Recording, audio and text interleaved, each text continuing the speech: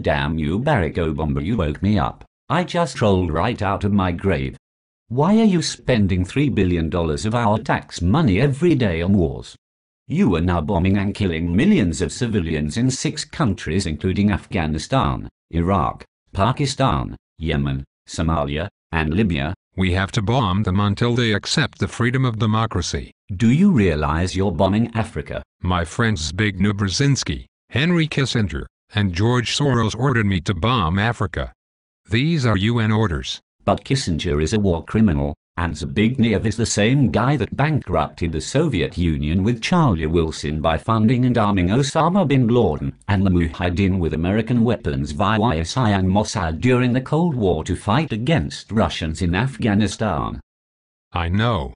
His sons advised us during the presidential election of 2008.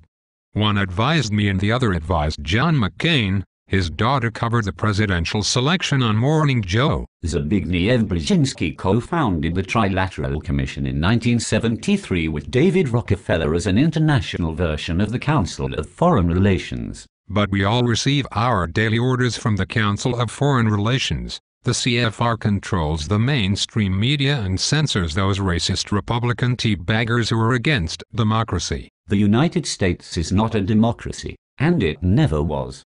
Don't you know anything about the history of the United States? I think you've been brainwashed by those racist Republicans on Fox TV News.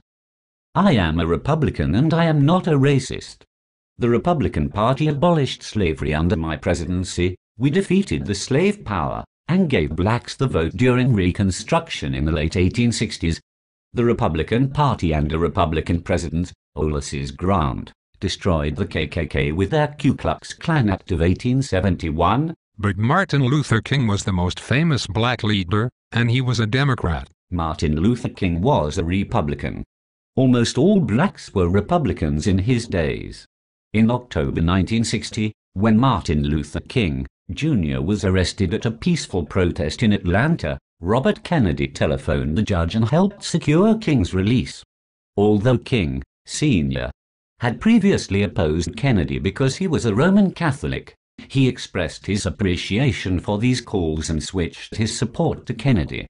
At this time, King, Sr. had been a lifelong registered Republican and had endorsed Republican Richard Nixon for president. But I thought minorities like black people were supposed to vote Democrat to avoid the racist right wing of the Republican Party. I see you don't know much about the history of racism either. Democracy is hostile to all minorities. And why should I trust a racist Republican like you? Thomas Jefferson said, a democracy is nothing more than mob rule, where 51% of the people may take away the rights of the other 49%. 49% may be the definition of a minority, but the new progressive Democrats love minorities. My first television ad campaign for the 2012 election was released in Espanol about how racist Republicans want minority babies to get sick and die without my Obamacare mandate for them to buy overpriced health insurance from my campaign donors. Democrats need those minority votes. Early progressive Democrats were racists. I don't believe you. Rachel Maddow told us all on the television box that Republicans are racist right-wing warmongers. What would you know about the history of the USA anyway, old man? MSNBC is owned by General Electric, GE, the war contractor that gets paid when we go to war. It was a racist, progressive Democrat president, Woodrow Wilson, who premiered the KKK movie Birth of a Nation in the White House. That racist movie was based on a racist book written by one of Wilson's racist friends from college. In 1915, the movie spawned a modern-day Ku Klux Klan, with its burning crosses and white sheets and all. Inspired by the movie, some Georgia Democrats revived the Klan.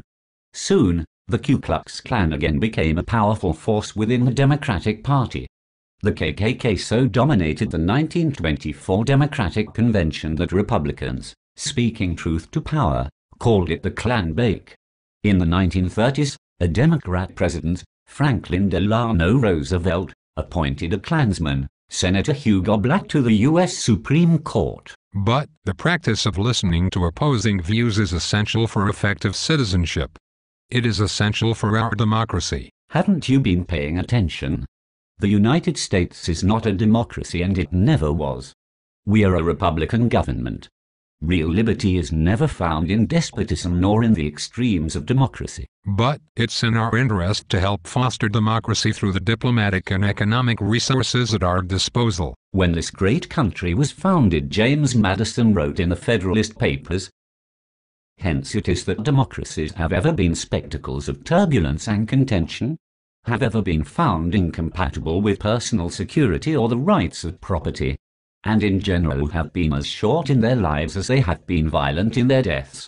A republic, by which I mean a government in which a scheme of representation takes place, opens a different prospect and promises the cure for which we are seeking." You mean to say the difference between a democracy and a republic is just the representatives? Well, we are too big of a nation to have everybody vote every day on every issue. We can barely handle making a decision once every 4 years to vote for president. The other difference is that our constitutional republic has a charter, the United States Constitution, which cannot be changed by the whim of the majority. Oh. But do we have to follow the Constitution? In the same way that the Church cannot change their 10 commandments and vote to allow adultery until next Sunday. With all due respect, sir, you took an oath to protect and defend the U.S. Constitution from all enemies, foreign and domestic. Or was that just another campaign promise? We must realize that the freedoms FDR once spoke of, especially freedom from want and freedom from fear, do not just come from deposing a tyrant and handing out ballots. They are only realized once the personal and material security of a people is ensured as well. Benjamin Franklin said, "He who would trade liberty for some temporary security, deserves neither liberty nor security." But isn't democracy the same as freedom and liberty? Fisher Ames said it best. A democracy is a volcano which conceals the fiery materials of its own destruction. These will produce an eruption and carry desolation in their way. The known propensity of a democracy is to licentiousness, disregarding accepted morals, which the ambitious call, and ignorant believe to be liberty. How embarrassing. I just realized why our logo is a jackass. I wish somebody would have told me about the history of the United States Constitution before I ran as a Democrat. Well, Kissinger did get you that job as a constitutional law professor at the University of Chicago Law School. Yeah, I am not so sure about that guy anymore. Maybe their plan for a new world order really wasn't so great after all. I am trying to do my best with the resources I have. I realize I have screwed up and broken a few promises before. My dear Lord, that is an understatement. Hey, give me a break. I told you that Bush guy left that whole mess in my locker. I haven't even figured out how to work the combination yet. I promise you I will end the wars. You did nothing about Israel's siege on Gaza in 2008. You bombed Pakistan on your 3rd day in office. You doubled the troops in the 2 existing wars and you started 4 more wars. Do you realize how much this is costing us in blood and money? Don't worry. There will be no new taxes. Read my lips. Ha ha ha. We've all heard that line before. You instituted the biggest tax in the history of the world by supporting that fake environmentalist Al Gore's carbon tax Ponzi scheme. In early 2011, the airlines added a $3 to $5 surcharge on flights to pay for the rising cost of jet fuel. The day that you took office, gasoline was $1.79 per gallon. Have you stopped that bus at any gas stations recently? Americans don't care about taxes. Most are unemployed anyway. That's why we spent so much money on bailouts and stimulus, to reduce unemployment by creating more jobs. Since the Federal Reserve actually inflated the money supply to pay the bank bailouts, the poor people were the first to feel the economic strain of inflation as prices of food, gas, and utilities rose to compensate for the inflation. You said you were going to fix the economy, not break it. I am working on NAFTA, CAFTA, and GATT international trade agreements with the Security and Prosperity Partnership to reduce our trade deficit. The same guys George Bush was meeting with to merge the United States with Mexico and Canada to form a North American Union. You are bartering our nation's sovereignty with an international government made up of corrupt bankers and oilmen. You promised the unions you would abolish NAFTA in exchange for their support during your campaign. So, in the future I promise you that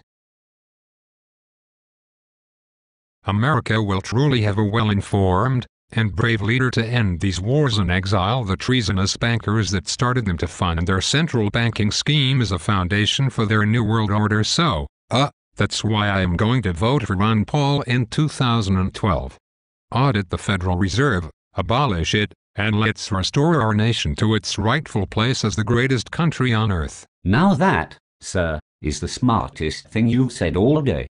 I do pray that the rest of the zombies turn off your televisions and wake up in time for the revolution, because until you get off your couches and elect a president brave enough to end the central bank's charter, we are all just walking dead. Dr. Ron Paul has my endorsement for United States President in 2012.